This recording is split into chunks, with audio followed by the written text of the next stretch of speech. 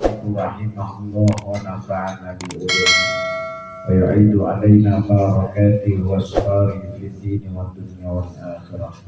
Allahumma akribna bi nuril fahmi wa akhrijna min zulmatil wahmi warzuqna fahman nabiyyin wa hifzal mursalin walhamal malaikatil muqarrabin bi rahmatika ya arhamar rahimin. Bismillahirrahmanirrahim. Abtulus salatu bi arba'a asyrata wasnatan. Batal salat dengan 14 perkara. Jadi setelah kita menjelaskan tentang rukun-rukun salat, sekarang kita harus tahu bahwa sholat kita itu batal kagak. Karena ini ketika Nabi itu Isra wal Mi'raj, itu Nabi di langit pertama itu melihat malaikat itu ruku saja. Ini disebutkan dalam kitab Sulam Munajat Bisarhi Sabilatis Sholah. Jadi begitu Nabi naik di langit pertama, Nabi melihat malaikat diri aja, langit kedua malaikat ruku saja, di langit ketiga malaikat itu sujud saja, terus sampai langit ketujuh. Itu di hati Nabi itu cuma pengen, saya pengen ibadahnya kayak gitu. Kenapa alasannya? Karena alasannya gini, karena kalau ibadah yang punya malaikat, makhluk yang tidak pernah bermaksiat, maka hari ini umat-umatku yang memang bermaksiat bisa terhapus dosanya dengan sebab sholat. Akhirnya hati yang begitu Nabi ngomongin bahwa pengen di langit pertama, ternyata begitu bertemu dengan Allah, langsung Allah kasih sholat. Itu namanya dalam hadis dikatakan innallaha la yanzuru ila suwarikum wala yanzuru ila asabikum walaki yanzuru ila qulubikum. Itu Allah nggak melihat badanmu, nggak melihat rupamu, tapi yang dilihat hati. Jadi yang penting pengen dulu. Kalau kemarin kita malam Jumat ketemu di masjid, saya pengen ngaji. Nah maka ini terjadi, ini hasil pengen. Hasil akhirnya malam Jumat terjadi. Makanya yang kagak pengen ke rumah, maka ke rumah sama Ali. Ya, pengen doang. Jadi memang hasil semua itu hasil pengen yang diucapkan Nabi lewat hati. Itu hasil itu. Makanya kalau seandainya mohon maaf gitu, ini saya YouTube pengen kawin tapi kagak gerak-gerak, ya kan? Jadi Nabi itu harus pengen.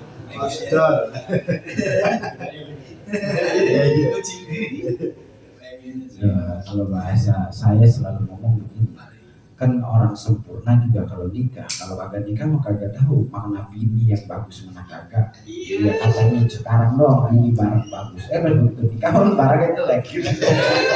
Cewek banget gitu.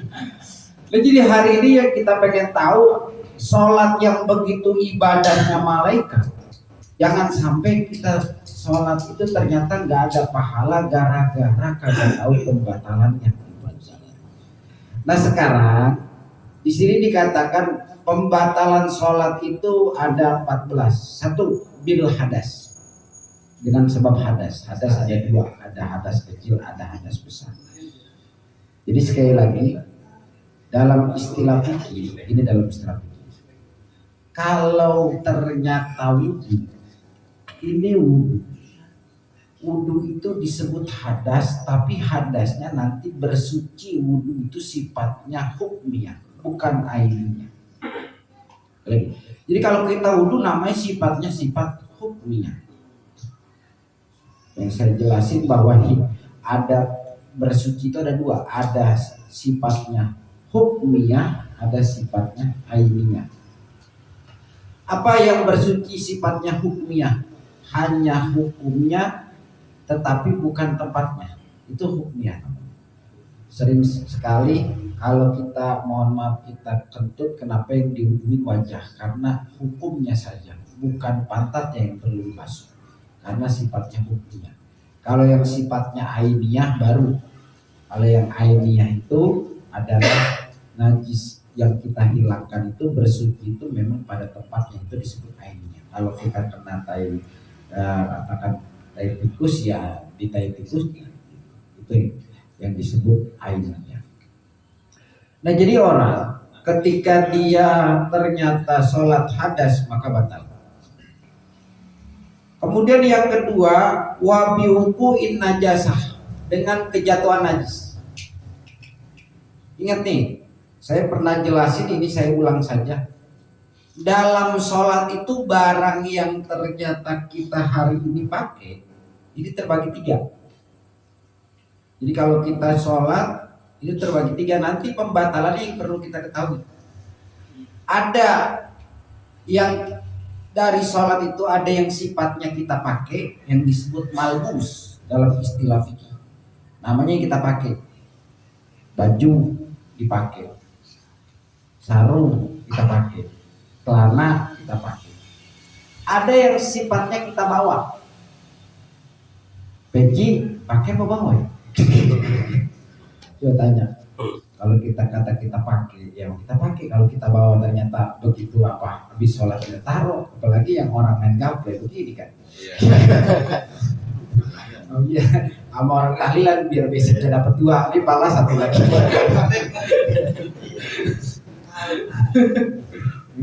Nah, sebenarnya gini, gampangnya ngebedain barang yang dipakai sama yang dibawa. Ini ngebedainnya.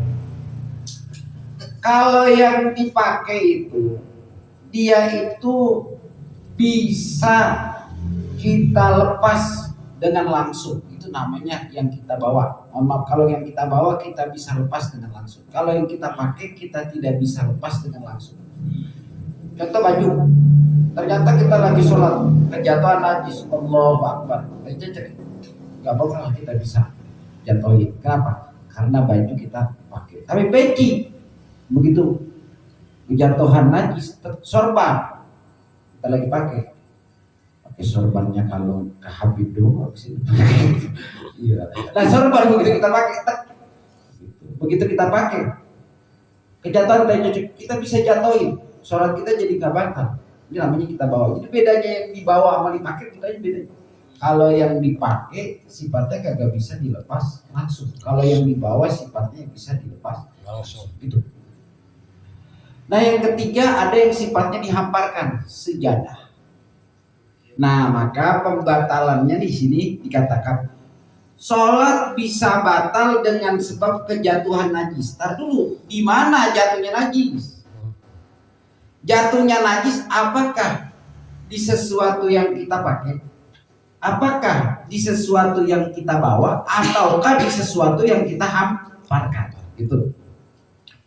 Kalau najis di sesuatu yang kita pakai, bila mana najisnya basah, maka ketika jatuh ke pundak kita, katakan ke baju kita, langsung batal. Karena jatuh najis. Kenapa? Karena tadi baju yang kita pakai kagak bisa kita lepasin. Tapi kalau yang kita bawa, peci kita bawa, sorban kita bawa, kejatuhan najis, katakan di peci, supaya kagak batal, pecinya jatuhin. Gitu. Di sorban kejatuhan sorbannya jatuhin. Maka kata ulama fikih gampangnya, bila mana dia bergerak dengan pergerakan kita, maka dianggap itu badan kita. Lagi. Jadi sesuatu yang bergerak dengan pergerakan kita itu namanya badan kita. Misalkan dikatakan peci bergerak, ya bergerak. Terus baju bergerak sama kita, ya bergerak. Sorban kita pakai bergerak sama kita, itu namanya sama dengan badan kita. Sedangkan sesuatu yang dihamparkan, dia tidak bergerak dengan badan kita. Dia tidak bergerak dengan badannya orang sholat. Maka sesuatu yang dihamparkan, sekalipun kita bawa-bawa tuh sejadah dari rumah, tiba-tiba begitu sejadah kita bawa dari rumah, ngapa ayam kesempangan? Begitu lagi kita mau sholat, katakan sholat Idul Fitri, Idul Adha, yang memang dapatnya di luar, bukan dapatnya di luar, emang kesiangan.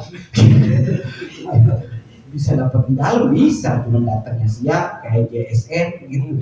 Sholat Idul Adha Fitrinya kemarin di luar, orang di YouTube-nya kelihatan.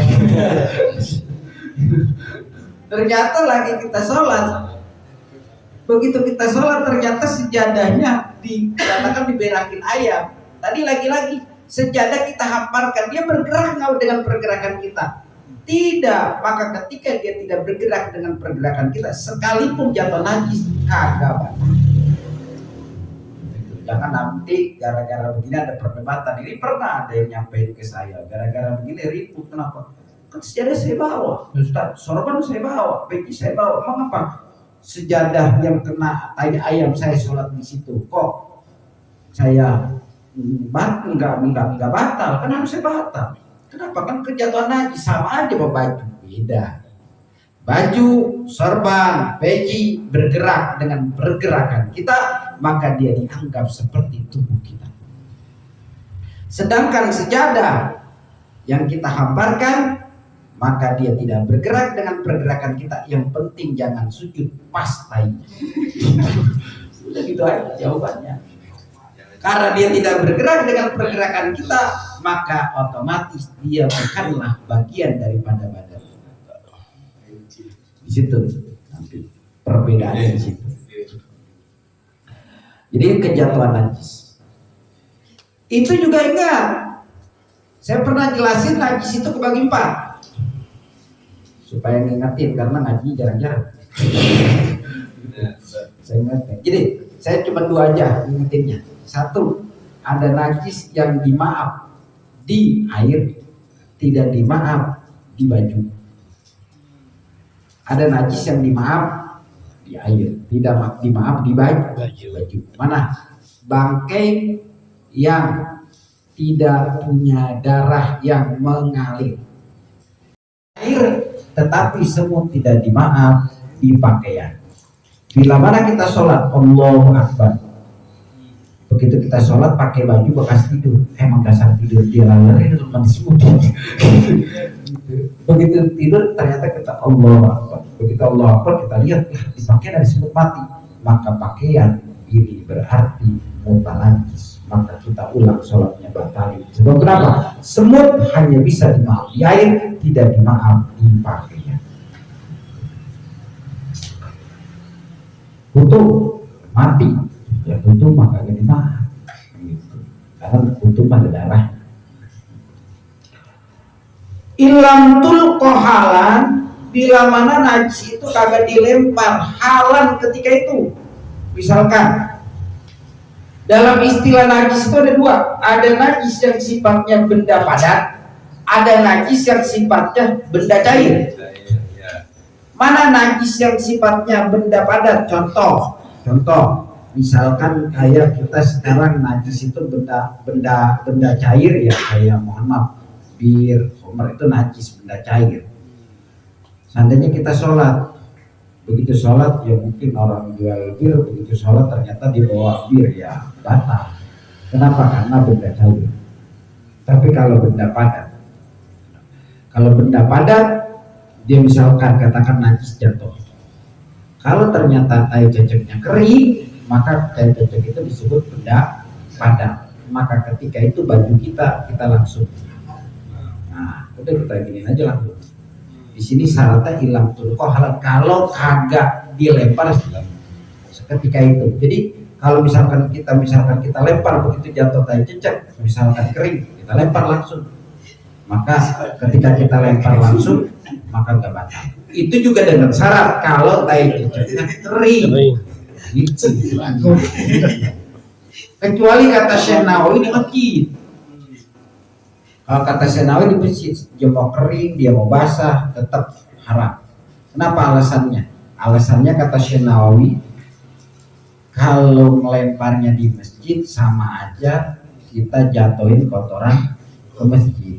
Maka menjatuhkan kotoran ke masjid hukumnya haram dibandingkan kita harus membatalkan sholat. Misalkan katakan tai cecek lagi sholat, jatuh.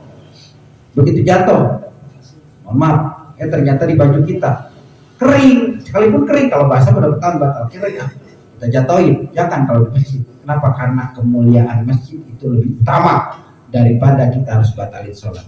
Kalau kita batalin sholat, kita bisa ngulang. Tapi kalau kita motori masjid langsung dapat dosa.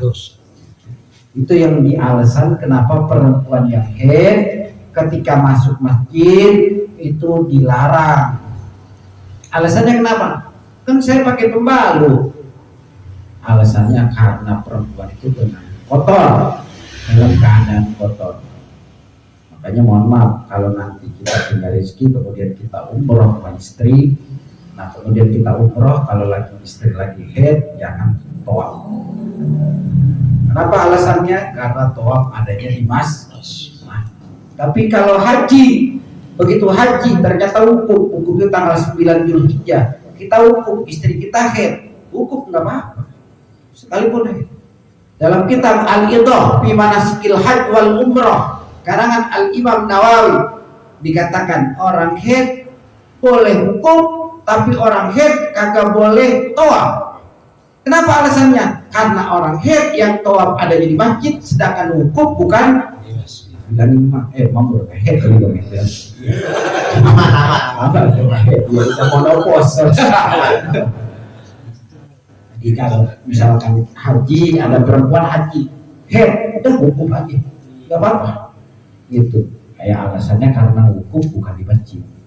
Tapi kalau tawaf perempuan haid haram karena alasannya tawaf itu di masjid. Gitu. Jadi kalau kita lempar langsung, kalau kita sholat di rumah ada cecek kering, kita lempar aja langsung, maka nggak batal. Tapi kalau ada diemin, ukuran dia berapa? Ukuran diam itu adalah dengan ukuran bikot di tanah senapas. Nah, kalau misalkan nggak ada ukuran itu apa-apa. Kalau lebih dari itu apa? Karena dianggap sudah hamlu, sudah membawa.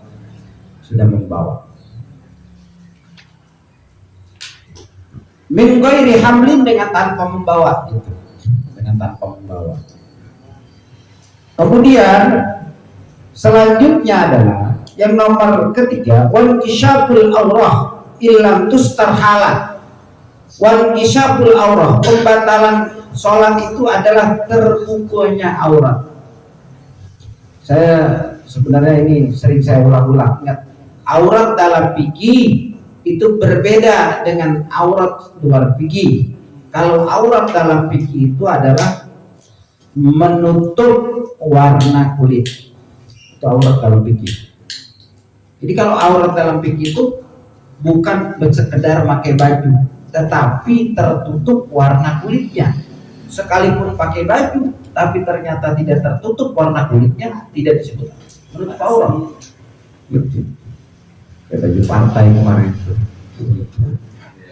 Jadi aurat itu adalah menutup warna kulitnya.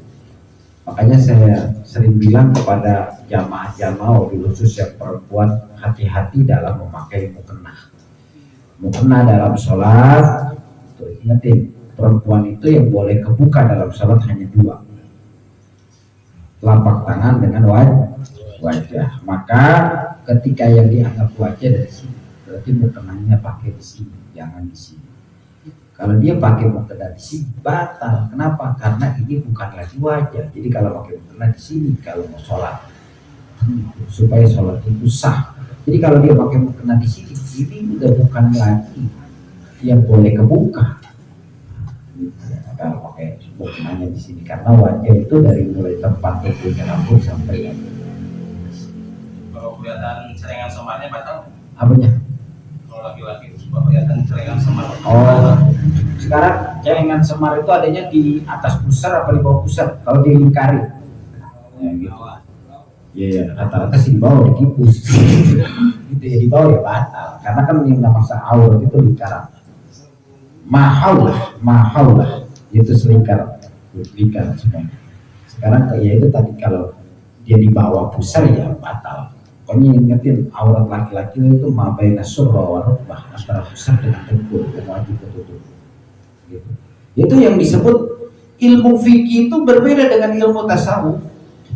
Kalau fikih mah asal ente udah dianggap sah, no problem. Misalkan ada orang, mau sholat, saya pakai sholat pakai kain saja lah, nggak usah pakai baju, nggak jadi masalah. Yang penting mau pusar dengan apa? Dengan dempel ketutup, sekalipun pakai kain kayak jojor, nggak apa-apa. Yang penting pusar ketutup. Ingat, di dalam pembahasan masalah fikih, kan kita pakai baju harus suci mensucikan. Ingat, suci dalam istilah fikih lawannya najis. Lagi, suci lawannya najis, bukan suci lawannya kotor. Karena orang sholat kalaupun kotor nggak jadi masalah, cuman makruh saja. Ya kalau kita ngomongin kotor ya kotor, apalagi peci kita. Yang ganti juga kalau mau nikah doang. Kalau mau kawin baru pakai peci, beli peci. Aja kalau kau udah ini saya itu mau beli peci bekas ya. Kalau kalian saya bagi deh. Itu ya, kita kan kalau mau nikah doang rapi pakai jas, pakai peci. Gitu. Belinya juga jarang. Lebaran kagak beli peci, mah bukan kagak beli, emang nggak dipikirin beli peci. Dan pulang kampung mau beli. Gitu ya itu. Jadi kalau mau kotor ya mungkin banyak pakaian kita yang kotor, makanya dalam istilah sholat bukan najis itu lawannya bukan kotor, tapi najis itu lawannya najis itu lawannya najis, najis itu lawannya suci. Jadi maksudnya pakaian itu harus suci, artinya jangan sampai najis, bukan jangan sampai kotor. Itu kalau kotor nggak jadi masalah. Kita kerja, katakan mohon maaf, kita kerja tiba-tiba memang pengen sholat, udah pakai pakaian ini nggak jadi masalah. Kali ini udah najis. Kalau pakai sarung pakai laptop, Apanya? pakai sarung pakai laptop. Ya kan tadi, secara fikih yang penting nutup aurat, gitu, nutup aurat. Kecuali ntar ngomong masalah tasawuf. Nah itu, fikih tasawuf nggak begitu. Fikih tasawuf ya harus ada adab. Gitu. Kalau fikih tasawuf ya harus ada adab. Kenapa alasannya? Masa bertemu Tuhan yang memberikan rezeki gitu, compang camping kira ketemu bos saya keren, atau ketemu janda belagi ya. Itu namanya kita tahu kalau secara fikih pasal nutup aurat ya beres sudah sah. Lantas kustar halal itu pun kalau ternyata tidak ditutup langsung. Jadi gini, masalah pembatalan sholat yang terbuka aurat itu dari atas bukan dari bawah ya. Contoh ada orang misalnya kayak begini, rumah di atas panggung, kayak di kampung-kampung rumah panggung, ternyata dari bawah ada yang gede amat. Kelihatan tuh pakai kain, nggak pakai celana dalam. Nah itu nggak apa-apa, karena kelihatannya dari bawah. Nah kalau kelihatan dari atas batal. Contoh gini, kita ternyata keras baju kita terlalu longgar. Begitu kita sholat, ternyata kelihatan nih pusat kita batal karena kelihatan dari atas gitu. Jadi sekarang ada angin, misalkan ada angin begitu, tadi ada angin kita ternyata pakai kain dong, ternyata angin gede banget, kelihatan di paha kita, maka langsung kita tutupin. Kalau tadi langsung ditutupin batal. Tapi di sini ada syarat ilang tustar halal, kalau tidak ditutupi secara langsung. Tapi kalau langsung ditutupin tidak batal. Wanutku biharbai Allah cukup jaga apa ya, ketua mau mintanya ceramah doang ya, tapi ngaji aja tinggal ngahatamin kita. Mudah-mudahan kita semua diberikan kemahaman Allah Ta'ala. Wabil khusus kita semua mudah-mudahan diberikan kelancaran rezeki kita oleh Allah. Mudah-mudahan urusan kita, hajat kita, kebutuhan kita mudah-mudahan dipermudah oleh Allah Subhanahu wa Ta'ala. Ala hadinun al-Fatihah. Bismillahirrahmanirrahim. Alhamdulillahi rabbil alamin arrahmanir rahim maliki yaumiddin iyyaka na'budu wa iyyaka nasta'in shiratal mustaqim shiratal ladzina an'amta 'alaihim ghairil maghdubi 'alaihim waladdallin. Astaghfirullahaladzim. Allahumma sabbitna ala nahjil istiqamah wa a'idna min mujibati dunya yawmal qiyamah. Allahumma yassir lana wa la tu'assir alaina. Allahumma atmim lana bil khair.